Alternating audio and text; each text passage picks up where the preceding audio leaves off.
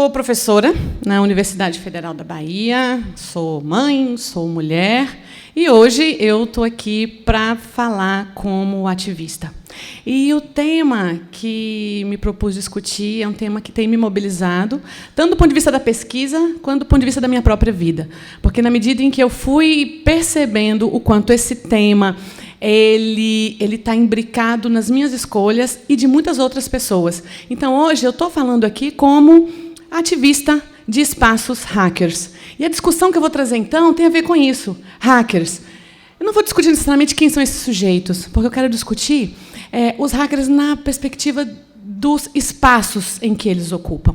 Então, no mundo hacker, do qual eu faço parte, porque é um mundo bastante vasto, e eu faço parte de um mundinho bem pequeno. Eu sou conhecida como Cá Menezes e faço parte do Raul Hacker Club de Salvador, Bahia, que é o primeiro hackerspace aqui da nossa terrinha, fica lá na Rua da Paciência, e fica o convite, né, para vocês que tiverem interesse em nos conhecer. Antes de falar sobre hackers, eu quero fazer algumas perguntas para vocês. Vamos lá, então. Você acha que o acesso a computador e a qualquer coisa que possa ensinar algo sobre como o mundo funciona, esse acesso deve ser ilimitado e total? Você acha que toda informação deve ser livre? Você desconfia de hierarquias e centralizações? Gente, situação em que só um sabe tudo e vai contando as coisas aos poucos. Você desconfia desse tipo de coisa? Computadores, eles podem mudar a vida para melhor? Se ficou na dúvida, eu pergunto, é possível criar beleza com o computador? Você considera a liberdade importante? Tem alguma coisa que você ama muito fazer, que você gosta muito de fazer, que você deixa de fazer, às vezes, uma coisa de lazer, para poder estar fazendo esta outra coisa? Você gosta de fazer coisas novas e diferentes? É sim ou não? Você é bacana com as outras pessoas? Tem cuidado, gosta de estar junto? Você gosta de aprender fazendo, com a mão na massa? Ou prefere ficar ali só ouvindo? Mas você gosta de aprender fazendo? Gosta de pegar as coisas, aprender junto? Sim ou não? Você é uma pessoa solidária? Gosta de ajudar os outros, compartilhar? Bom, se algum de vocês respondeu sim a muitas dessas perguntas, você pode ser um hacker. E quando eu falo hacker, não se preocupe, não estou falando aqui de criminosos digitais, gente. Não, não é isso. E o bacana é que, se você realmente tiver esse espírito hacker, olha que notícia maravilhosa. Nos dias de hoje, todo mundo precisa de um hacker. Nós estamos aí super conectados, as tecnologias estão em vários cantos, né, nas nossas vidas, e hoje nós vemos, então, a velocidade com que elas são compartilhadas, são colocadas à nossa disposição. É tão veloz que, às vezes, nós precisamos da ajuda dos nossos filhos, das gerações mais jovens, para poder nos ajudar a lidar com essas tecnologias. Então, hoje, nós precisamos, sim, de pessoas curiosas, de pessoas criativas, de pessoas interessadas em tecnologia cada vez mais, porque a nossa vida tem sido muito condicionada às tecnologias que nós temos hoje à disposição. Então, assim, se vocês responderam sim a várias daquelas outras perguntas, eu tenho certeza que vocês também conhecem pessoas que pensam mais ou menos parecido com vocês. E o mais interessante é que são pessoas que não são como vocês. Amigos, colegas de diversos locais, de diversas áreas do conhecimento, que responderiam mais ou menos parecido às mesmas perguntas, mais ou menos do mesmo jeito. Então, se você consegue visualizar esses amigos, consegue pensar neles, que tal chamar esses amigos para criar um espaço hacker? Foi assim que o nosso espaço hacker surgiu.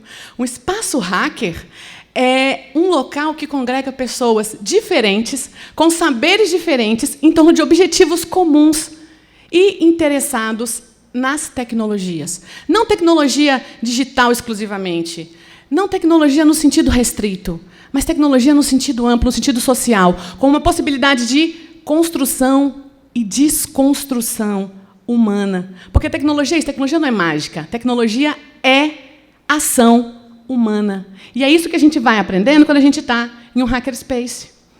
E aí, então, vamos falar, então, o que é esse espaço hacker? O que é esse hackerspace? Quem são esses hackers do qual a Karina está falando? Tem uma separação conceitual que a gente já nem usa mais, mas eu acho que didaticamente ela é interessante. Quando a gente está falando daqueles hackers do movimento inicial, lá da década de 50, pessoas que viram um computador e começaram a se interessar pelo potencial desse computador e correram atrás e quiseram aprender a conversar com essa máquina, produziram coisas novas com essa máquina, foram desafiando os usos possíveis dessas tecnologias. Esses são os hackers originários da década de 50. Grupos que pegavam um aparelho telefônico para poder transformá-lo, por exemplo, em central de controle de trenzinhos de ferromodelagem. Isso foi feito lá no MIT. Então, nessa ideia, a ideia do hacker vem da palavra hacking, que tem a ver com entalhar. Então, o hacker, gente, quando eu falo de hacker, é o sujeito que entalha, é o sujeito que cria.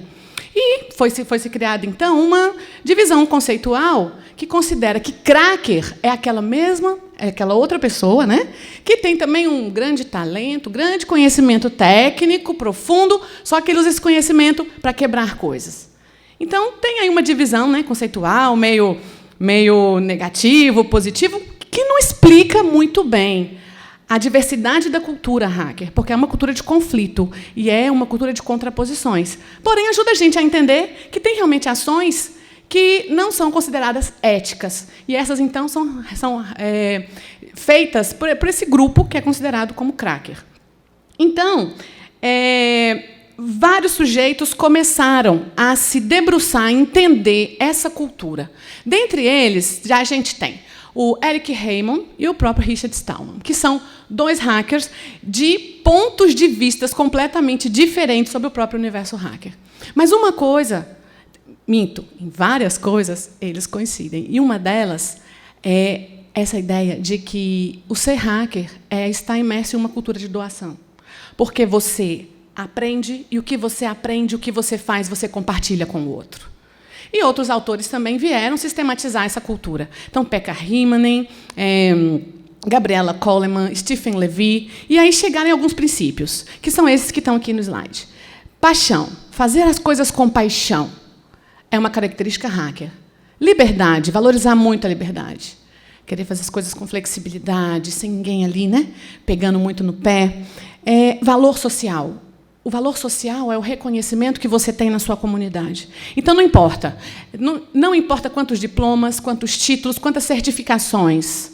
Não importa o que você mostra para a sua comunidade. A sua reputação é construída por todos aqueles que te rodeiam.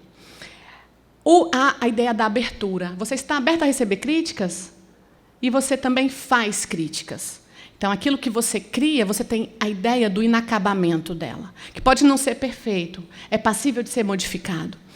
Atividade. Essa ideia da atividade ela é muito forte no ambiente hacker, porque não se trata unicamente de você falar, mas de você fazer. Porque é a partir do seu fazer que você vai criar esse seu valor social. A criatividade, que é extremamente necessária, exatamente para a inovação, para fazer diferente. E o cuidado com o outro. O cuidado com o outro ele é expressado pelo pessoal do Noisebridge, que é um hackerspace dos Estados Unidos, que fala assim, seja excelente com o outro. Então, se você está dentro desses princípios, você realmente tem fortes tendências hackers. Então, eu retomo para vocês o que é o espaço hacker, onde é que a gente pode encontrar outras pessoas que, mesmo sendo diferentes da gente, têm também princípios parecidos. Um espaço hacker, geralmente, ele é coletivo, ele é colaborativo, ele é autogestionário e ele é tecnológico. Então, o que significa isso? De modo geral, são ajuntamentos voluntários. E, sendo voluntários, né, tem N situações que facilitam e N situações que complicam a existência de espaço hacker. Mas, mesmo assim, a gente tem percebido, desde a criação do primeiro Hacker Club, lá em Berlim, em 1981, depois da quebra do Muro de Berlim, a gente percebe que esse movimento está crescendo cada vez mais. E aqui no Brasil, hoje, nós temos, pelo menos, hoje, 35 hackerspaces registrados. Desses 35, eu consegui pesquisar, se eu não me lembro bem, 18. E desses 18 que eu consegui pesquisar, tinha 3 que não estavam registrados. Ou seja, é possível da gente ter muito mais laboratórios comunitários tecnológicos, conhecidos como hackerspace, do que realmente a gente tem registrado hoje. E aí, então, gente, se vocês se animarem a criar um hackerspace, eu quero mostrar para vocês alguns exemplos brasileiros. O primeiro deles, Bailux, Porto Seguro, Bahia, lá em Arraial da Ajuda. Bailux, o Regis, artista plástico, ele teve contato com o pessoal da rede Meta Reciclagem, que discute as tecnologias de um ponto de vista sustentável, ligado também às tradições e também ligado à economia. E aí ele criou este laboratório e acabou levando também isso junto com índios de Aldeia Velha, lá no território. E então foi possível fazer o casamento entre cultura, tradição e tecnologias digitais. Isso usando software livre.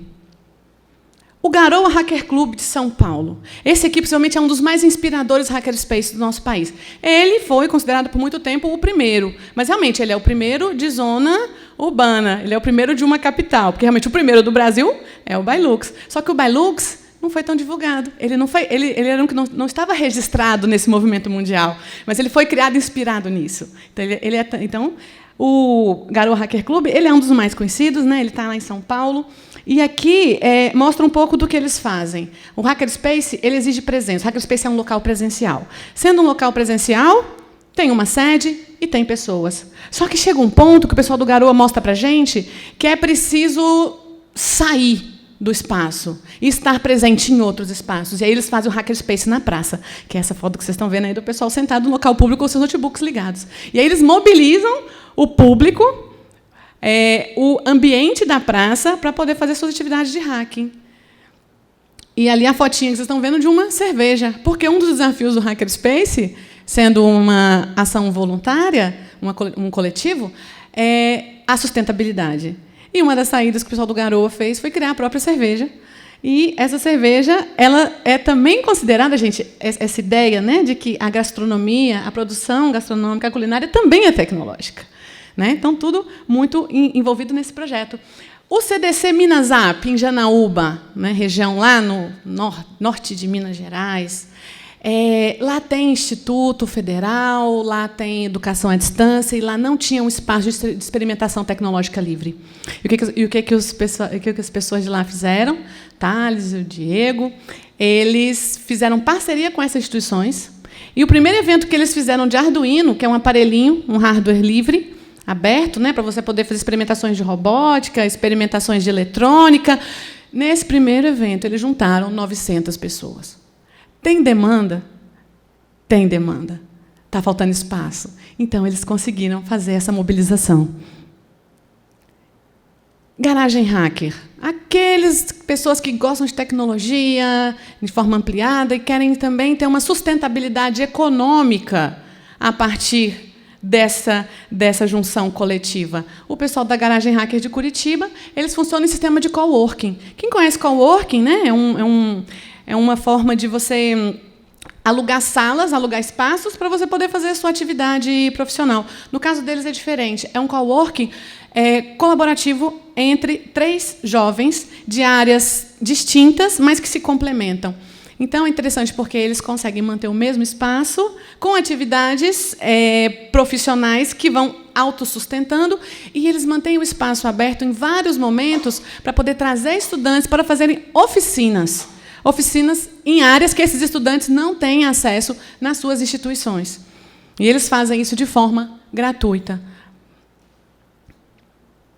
E, para quem não está muito afim de fazer um hackerspace de terra, tem o Barco Hacker, que é da Camila Brito, lá no Pará. Ele é em parceria com a Casa de Cultura Digital. Camila Brito faz um trabalho maravilhoso. Ela consegue juntar pessoas, empreendedores sociais, pessoas da área tecnológica, em torno da missão de levar conhecimento técnico e tecnológico para pequenas comunidades no decorrer dos rios da região amazônica. Rios, a maioria deles, não navegáveis por embarcações comerciais. Isso é o Barco Hacker. Essa é a ação do Barco Hacker. E mostra essa visão ampla que esse novo movimento do Hackerspace, essa terceira onda de Hackerspace tem trazido. A gente precisa realmente trabalhar com uma disseminação do direito de acesso às tecnologias, porque acessar a tecnologia hoje, gente, é acessar o direito à comunicação. E aí, gente, quando a gente vive num Hackerspace, quando a gente começa a conviver com pessoas que têm essa mesma intencionalidade, a gente começa a perceber que a essência do Hacker Club, a essência de um Hackerspace, de um espaço hacker, é o hacking. E o que é o hacking? Vou ler rapidinho aqui. Pergunta de uma lista de discussão. Quando eu estou sem filtro de papel e eu uso uma meia para coar o café, isso é um hack? A minha ação foi um hack? E aí alguém responde, não, isso é uma gambiarra muito conhecida.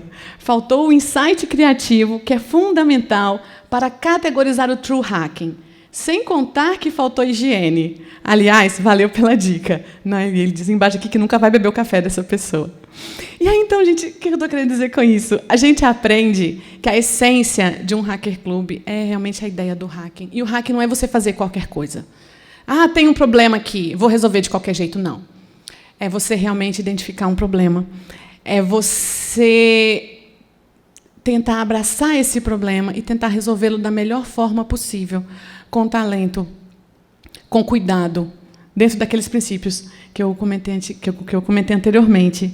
E aí você começa a pensar, então, né, por que começam a surgir esses termos como Hack Life, Hack City, Hack Education? Tem muita coisa que a gente sente que precisa mudar e a gente não sabe como.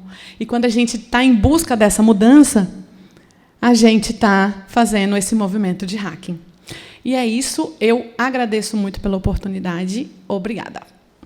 O que preciso para criar um Hackerspace? É difícil? Preciso estudar o quê? E o que ganho com isso? E agora a minha pergunta, né? Assim, a gente, partindo do pressuposto, né, dessa sociedade que a gente vive, em que tudo eu preciso ganhar alguma coisa em cima disso, tudo eu quero algo a mais, eu ganho o quê com isso? A falta de colaboratividade, né, nas criações, nas invenções. Aí tem o software proprietário aí que nos comprova isso. Como estimular as pessoas a desenvolver atividades colaborativas, digamos assim, né? A pensar como um hacker, de fato. É a sociedade que a gente vive. O pessoal está muito preocupado em ter, né? E acho que a grande questão é ter o quê? Mas, assim, do ponto de vista mesmo da materialidade, eu percebo, como eu falei, né, que um Hackerspace, um espaço hacker, é um local coletivo e ele é um local voluntário. Então, uma das coisas que atrapalha muito a existência do voluntarismo, do voluntariado em espaço como esse, são exatamente as questões da materialidade. O que eu ganho isso do ponto de vista econômico? E aí eu trago aqui, retomando, né, um pouco a experiência da Metamáquina, que foi um hackerspace que começou mesmo por convergência de interesses entre pessoas, né, que foram chamando amigos, até conseguirem um espaço no qual poderiam fazer suas experimentações tecnológicas. E ali dentro, né, daqui, ó, um berço da Metamáquina, lá dentro do Garoa Hacker Club, nasceu a primeira impressora 3D feita com software livre e hardware aberto do Brasil. E isso virou uma empresa. Ela foi incubada dentro de um hackerspace. Qual que é a grande vantagem? É que você realmente consegue congregar pessoas com conhecimentos diferentes e que são interessadas em partilhar esse conhecimento, não em aprisioná-lo. Então, acho que isso também tem a ver com o que você ganha. A gente tem uma história do hackerismo que fala sobre um individualismo colaborativo. Aqueles hackers que estavam mais tranquilos, mais em casa, no anonimato, na privacidade, e faziam seus hacks, as suas ações, e jogavam nas comunidades com pseudônimos. Hoje, a gente está num outro momento que a gente está percebendo que a nossa sociedade está extremamente individualista e extremamente pouco colaborativa em vários contextos. Então, quando um grupo decide juntar-se para poder criar um espaço como esse, um espaço tecnológico comunitário, é porque realmente ele quer compartilhar. E ele não quer compartilhar só o conhecimento com as outras pessoas. Ele também quer compartilhar ferramentas. Ele também quer compartilhar, quando possível, né, alguns componentes econômicos, né, como é o caso do Garagem Hacker. Porque, quando você está em grupo, está mais fortalecido. E é isso que essa experiência tem provado para a gente. A gente coloca no YouTube lá como fazer um hackerspace. Tem vários vídeos possíveis, né? Tem um vídeo nosso do Raul Hacker Club, tem um vídeo do pessoal do Mate Hackers, que eu me inspirei muito neles, tem um vídeo do pessoal do Calango. E por que eu estou dizendo isso? Porque cada experiência de criação de hackerspace é uma experiência de criação de hackerspace, é um pouco única. Mas o que mais se precisa mesmo para se criar são pessoas que, mesmo sendo pessoas de áreas diferentes, com conhecimentos diferentes, elas estão integradas naquele mesmo objetivo. Então, o nosso grupo, ele foi criado depois de 1 ano de discussão. E não foi fácil. Nós tivemos rupturas. Teve pessoas que tiveram que sair do grupo. E teve pessoas que tiveram que ser retiradas do grupo. Então, quando eu falo com muita paixão, mas a gente precisa também ter clareza de que o trabalho coletivo, viver na coletividade, não é harmonioso. Muito pelo contrário, é bastante conflituoso. E a gente precisa aprender a lidar com isso. E todos os hackerspace, então, passam por esse tipo de situação, a grande maioria deles. Mas o mais importante, né, colocando didaticamente, pessoas que realmente têm interesse em compartilhar saberes entre si e com os outros. E aí você consegue fazer hackerspaces itinerantes, você consegue uma sede, depende da intenção desse grupo, né? Qual é o setor da sociedade que está sendo melhor beneficiado, mais beneficiado pelos grupos, né? O que eu tenho percebido pela vivência, né, é que a sociedade civil não organizada tem se beneficiado mais desses grupos, exatamente porque são coletivos e eles têm um trabalho muito local, muito localizado. Então, você conhece vários espaços hackers, por exemplo, ou participantes de espaços hackers, quando você vai para eventos tecnológicos.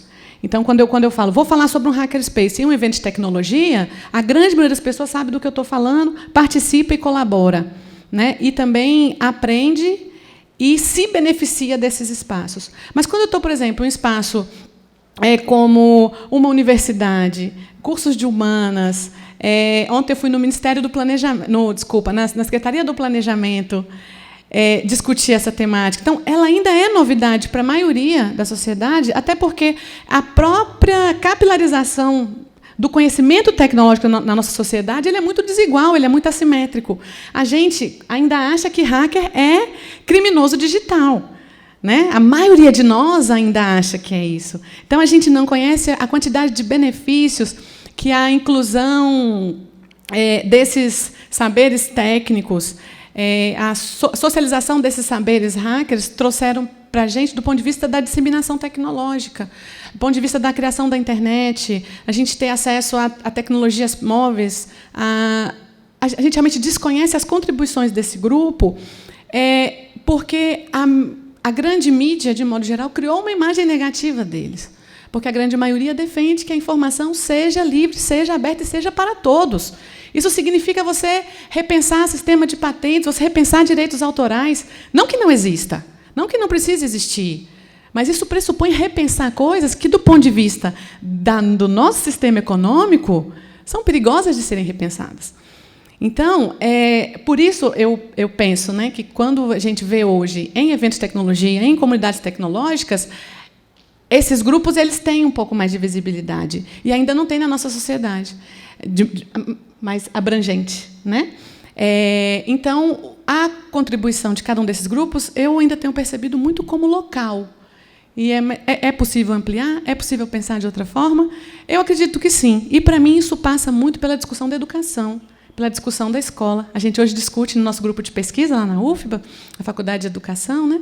O que significaria hackear a educação? O que é hackear a escola? Uma escola em que você seja apaixonado pelo que você está aprendendo, ou que o professor seja apaixonado pelo que ele está ensinando. Então, é nessa perspectiva, né, em que o conhecimento ele é compartilhado de forma colaborativa, ele não é só de uma pessoa que fica guardando. Então, nesse sentido é que a gente defende essa filosofia hacker ampliada para a sociedade como um todo.